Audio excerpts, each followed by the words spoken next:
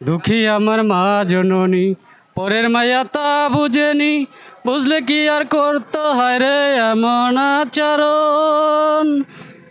মা বলে ছেলে রে আমার বড় অসুখ রে, মা বলে ছেলে রে আমার বড় অসুখ রে, এখন আমার ওষুধ পাতি ডাক্তার প্রয়োজন। দুঃখী আমার মা জননী, পরের মায়া তা বুঝেনি, বুঝলে কি আর করতে হয় রে এমন আচরণ।